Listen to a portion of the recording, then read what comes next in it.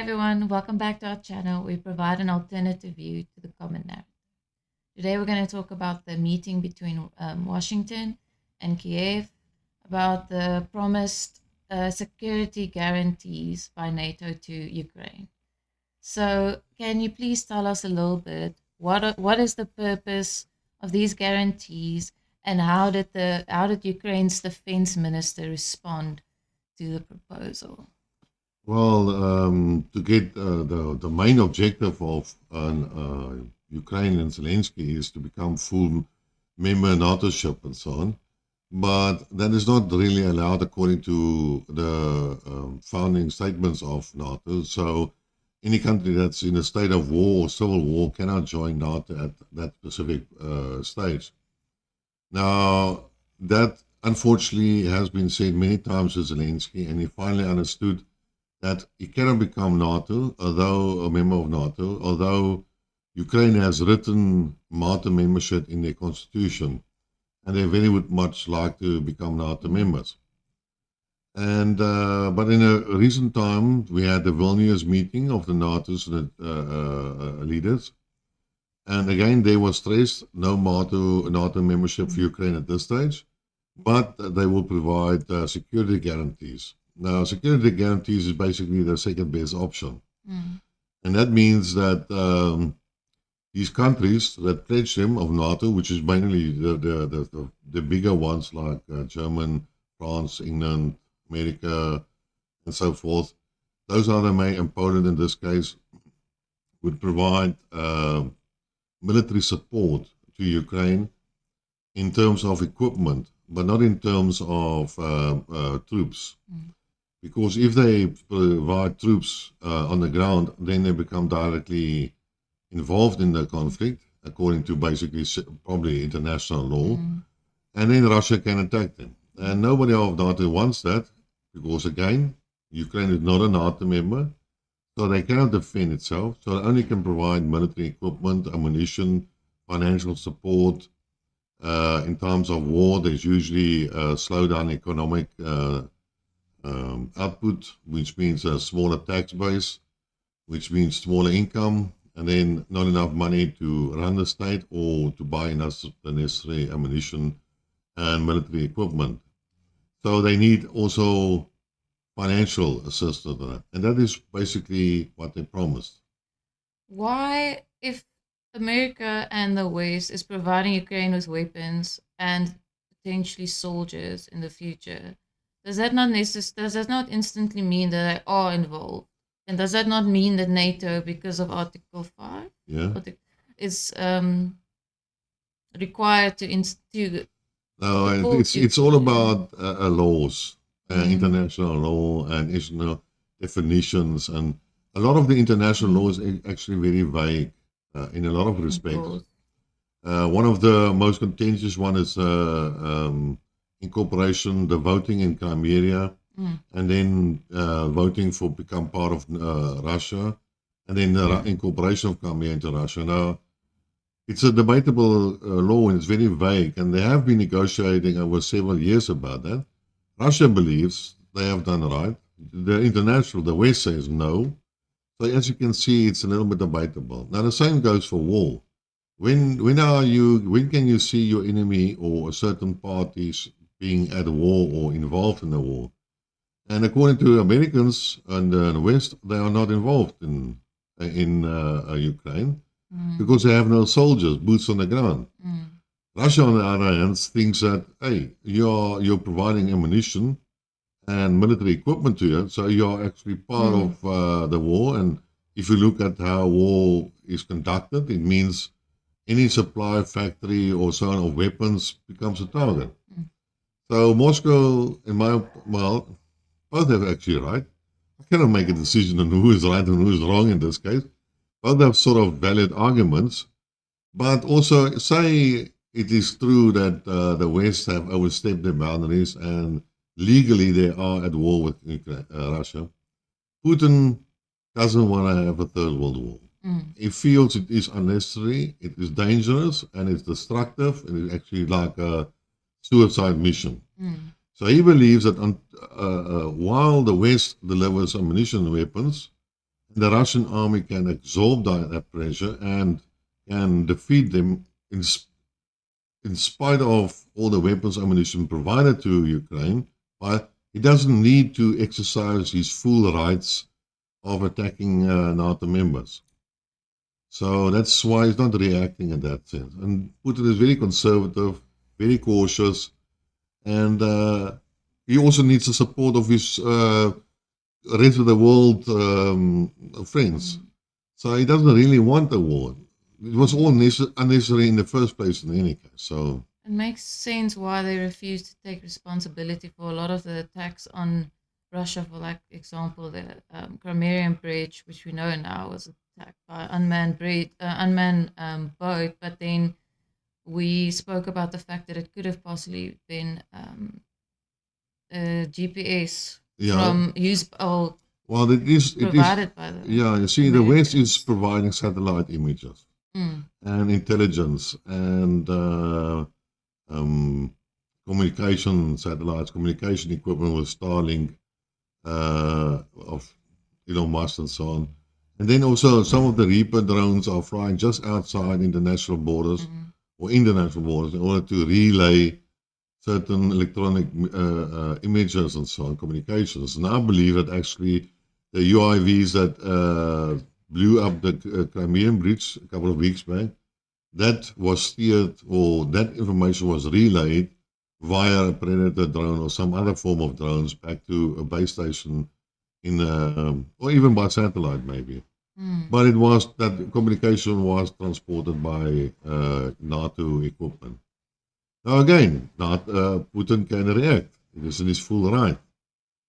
But once you say, let the cat out of the box, you can't put it back the again. bag, yeah. You can't put it back again.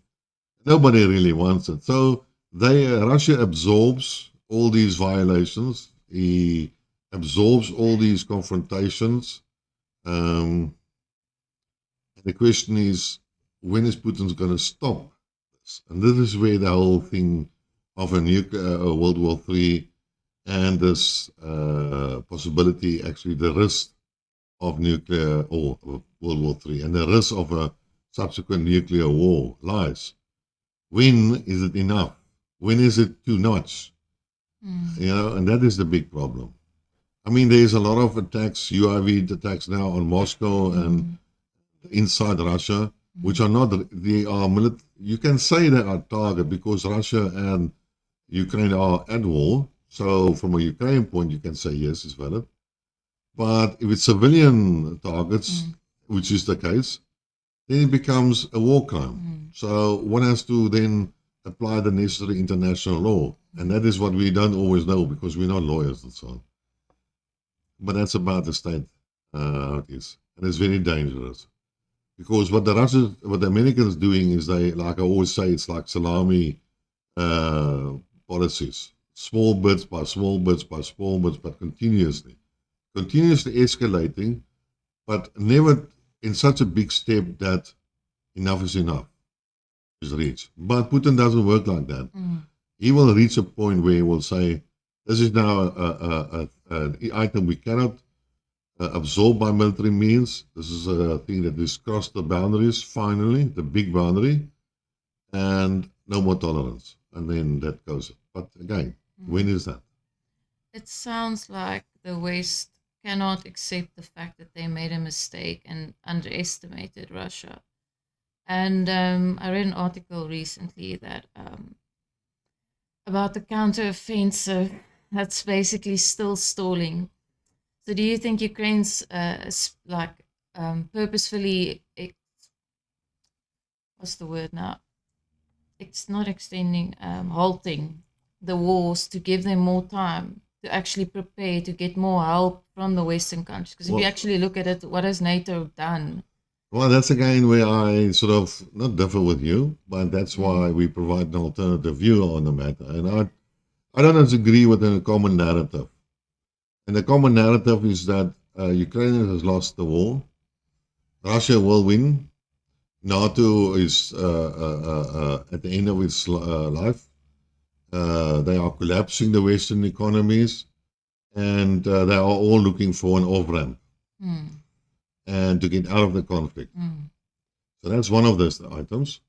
The other item is that yes, there's some. The biggest donor is basically America. Mm. Next year there's an election, and Of a new Biden will get president. involved in Yeah. the campaign and so on.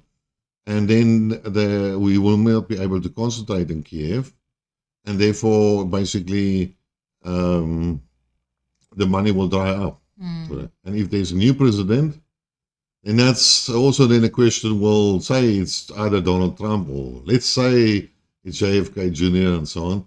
Those guys have already appointed they're going to stop the war and then they're going to continue. It's like Afghanistan and Syria. Like Yeah. the Americans come in, they mess everything up, and then they go back home and they just. See, the point here is that, which we talked about. Mm. You know, how long was Afghanistan? 20 years. Yeah. Iraq, more than 20 years. Or also 20 years. How long is Syria? No, 7 years, 8 years. The Russians, they went, no, it's like more than 10 years. Mm. Russia, their instance, is about 7 years now. They're still there. They're still fighting it. So a conflict in Libya is still messed up. There's no peace in that. And that's how many years pass. Again, like 10, 12 years. So the point here is that these military conflicts are not limited in time frame. And again, the common narrative is, you know, the time is on the side of Russia. And time is not on the side of NATO, which is bullshit. It's the opposite. It's precise. No, it's not. It's both of them. If they have time. Mm. The Russians still have built up their military, but they are under sanctions. And you can talk me whatever you want, but sanctions finally bite after a certain amount of time. Mm. So they will have some shortages. They will cope with it. Fine. The Russian economy won't collapse. So it's not a big effect. Much smaller than what the West has expected. The West is still going on. They're still fighting against the multipolarity world. They still have the huge economies.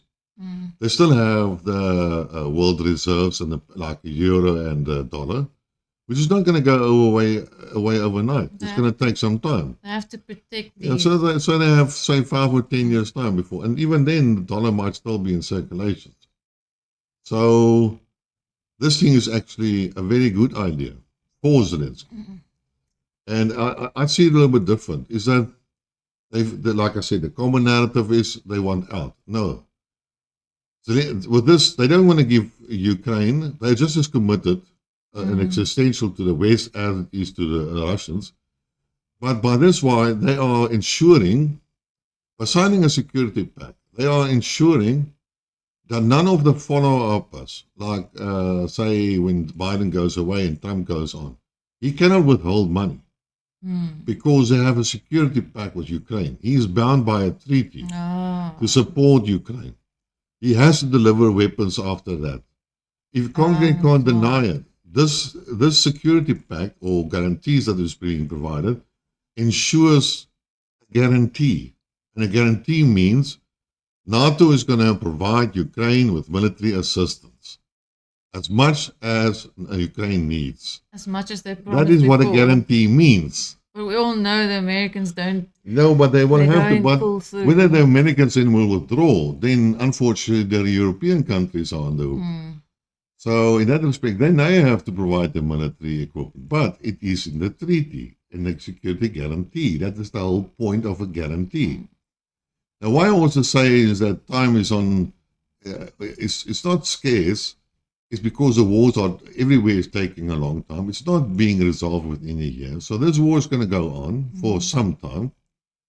And the longer it goes on, the more the Western nations can jack up their military-industrial complex away from high-tech stuff and more to the production level that's required for Ukraine. And also they will learn how the modern battlefield works. They will adjust their tactics. They will adjust their weapon system. You know, everything that the West has now provided looks like it's not fully functioning against the Russian military equipment, but they will now be able to develop it. And the more time they have, the better they will develop it. And so better will be the military security guarantee support to Ukraine.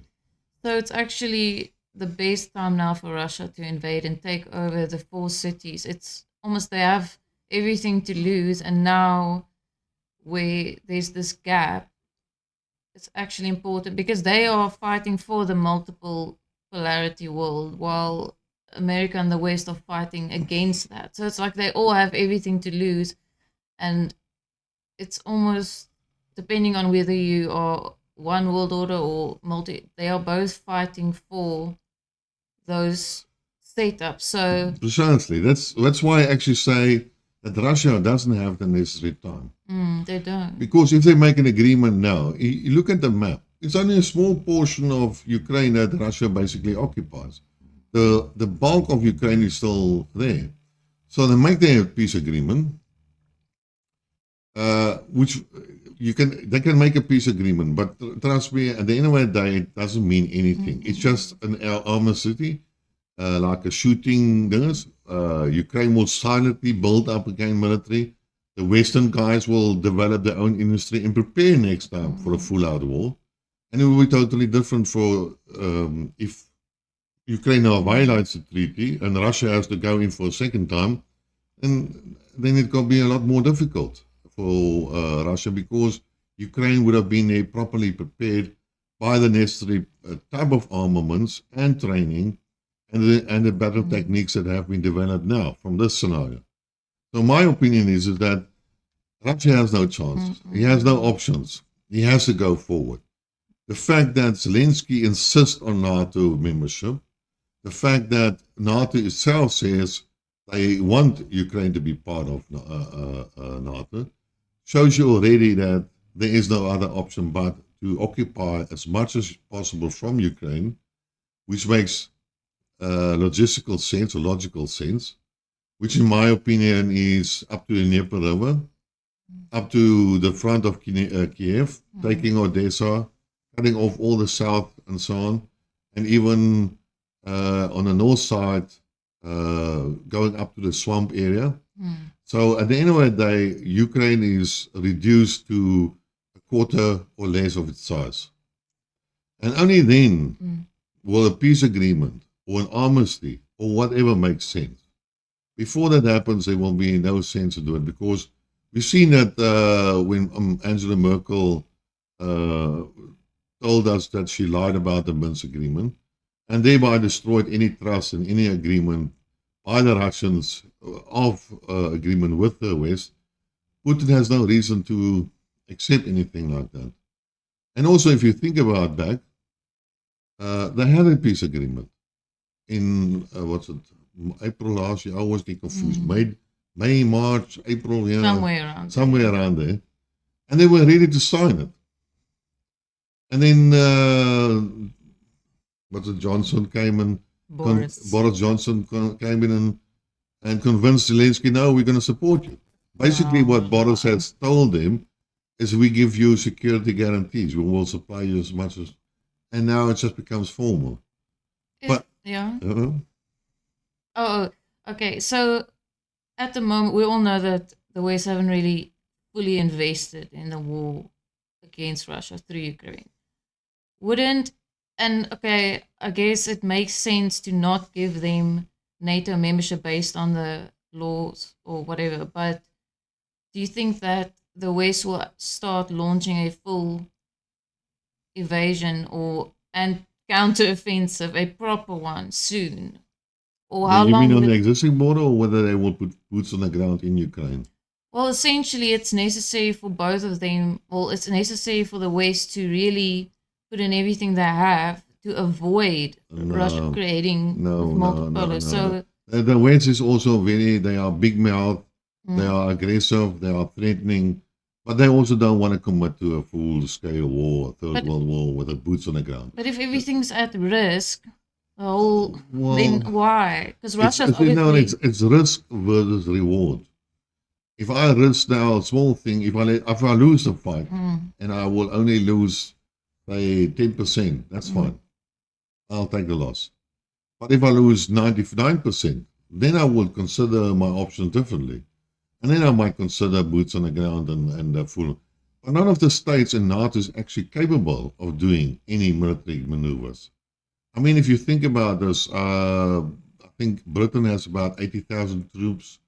France has also in that some of them are 60,000. Germany also a small number. None of them have a lot of armor or ammunition or whatever kind. They cannot fight a war at this stage. And that's why they need time. So if they want to commit themselves, they have to start producing armament and military equipment and ammunition and whatever. They need to do it. Otherwise, what's the point? So they're not going to involve themselves at this stage with boots on the ground because they cannot afford it. They cannot do it. They cannot win that war. They will lose it. What 6-0 in tennis, and every pot will be 0-40. Yeah. But what will they do if Russia decides, okay, well, we're gonna full out go and try and take these cities and They can't do much. That's the so, problem. but surely Putin knows this, so why is he stalling? Why is he not doing this? Well, if he does that, people will die. His soldiers will die, and the enemy will die. They have. Yeah, but they will be in mass. And he will maybe lose 50,000, 100,000 Russian soldiers. Maybe. I don't know. I'm not a military expert. But he would like to reduce those numbers as little as possible. You know, at the end of the day, any general has to consider his man because that's his most important asset.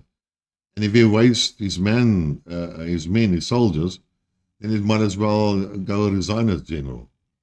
And you're going to waste equipment, but not manpower. And that is what they have. Well, okay, but this is one scenario. The other scenario was that the Ukrainians have talked about this counteroffensive so much that everybody thought that it's just basically, a counteroffensive. In my opinion, it was a huge bluff. At the end of the day, nothing happened from the counteroffensive. I saw some videos. Yeah, no. Then there's 2 tanks driving up with 3 armored vehicles. No. Armored vehicles, 2 carriers, whatever. I don't know what this American transport thingy is. But anyway, so and now what are they going to do? So they drive along the road, then they cross the road, and then they drive into a field and boof. Landmine. And then you see 2 tanks on a road, like 500 meters apart or 300 meters apart. What are they going to do? That's not an attack. That is like a scouting exercise. This is like a skirmish. It's like looking for trouble. There's no counteroffensive. It's all bullshit. I don't see it. If counteroffensive means an en masse movement, you got to commit 80, 100,000 troops at one time. You're going to put in the tanks. You're just going to maneuver it, and you can do whatever necessary tactics you do, but you commit 100,000 men minimum. That's a counteroffensive. Anything less than that is bullshit. So, in my opinion, is that this counteroffensive should have happened, but Ukraine didn't get enough ammunition, didn't get enough armor, didn't get the F-16s, didn't get what was necessary to do the counteroffensive. So it became a huge bluff. The Russians saw that. The Russians hoped that they would launch a counteroffensive which was ill-prepared and would be insufficient, that they will lose a lot of men, which they are doing now, and they are losing a lot of equipment, which they are doing now. And that will weaken basically the Ukrainian army. And if that happens, then they can basically start an offense against a weakened defensive line, which nobody talks about the defensive lines of Ukrainians. Have they even built something like that? I mean, if you look at the terrain, it's all open terrain. I mean, it's like World War II storm with the tanks over open ground and fire at anything that moves type of thing. Yeah, so no, I believe the Russians have to do it. They haven't even started in the northern part of the front, in Kupiansk and in that region. They have broken through. They are in a position to maybe encircle Kharkiv or move south and then start behind Bakhmut and stuff like that. I don't know all the cities there. Maybe they are going forward. Maybe the Russian ones have started, in spite of everything else. And they do have the manpower, and they do have the equipment prepared, and they do have the reserves, and they do have the ammunition for this offensive. So, in my opinion, we never talked about this, but I believe the Russian military is well prepared to do an offensive. Okay, but I didn't want to come back to Putin and his reason for not launching a full-on invasion at this point. You said he wants to spare as many lives as possible, but isn't there some sense of selfishness in the sense of like if he waits and Ukrainians build up and the West build up their army, that then more people will die, especially Russians. So Well, yes, you are right. I thought about this. I'm against waiting. I'm actually just like a lot of people in Russia are impatient. They ask the same questions as you do now, and they say, "But we got to move forward because at the end of the day, it's like death by 1,000 small cuts or one big stab wound. It's the same. You die." yeah, And at this stage, Russia is losing men, small here, small there, but anyway, they do count up. They do add up. And maybe the success would be rather to go forward, lose your men on one stage, but your success rate would be much better. The only thing is, which I don't know, is maybe there's another reason for that, and that is internal reasons. In order to do that, he might need 1,000,000 men. And if he needs 1,000,000 men to do it, then he has to declare war, and then he has to mobilize Russia per se, getting a lot of more troops, which he doesn't want. And then also the whole purpose of the SMO changes. Then it becomes all-out war. And that is something I don't think Putin wants. And I believe actually if you really want to do it, a full force type of, you need 1,000,000 men. That's a hell of a lot. Yeah. But again, this whole development of the security guarantee is a good commitment, enforced commitment without for future support. Doesn't matter what the Western leaders are elected. Doesn't matter what their parliaments or governments say. They have to commit. They have to supply because they have a guarantee to fulfill. Even if they want to break the guarantee, still the deep state will probably force them. Yeah, but the Americans might break it, but not the Europeans. It's like this joint JCB or JCB or whatever with Iran. You know, America withdrew out, but Europe forced on. They went on. So it would be the same. At the end of the day, it's the European countries that will probably have to bear the brunt. Yeah, of course. Always. Thank you, everyone, for joining us today. Please like and share and comment and subscribe. And thank you, and tell your friends. And we will definitely, hopefully, see you next time. If you have any opinions or what do you think? Yeah, if you disagree with us, leave an opinion there. Make your argument, and we will respond.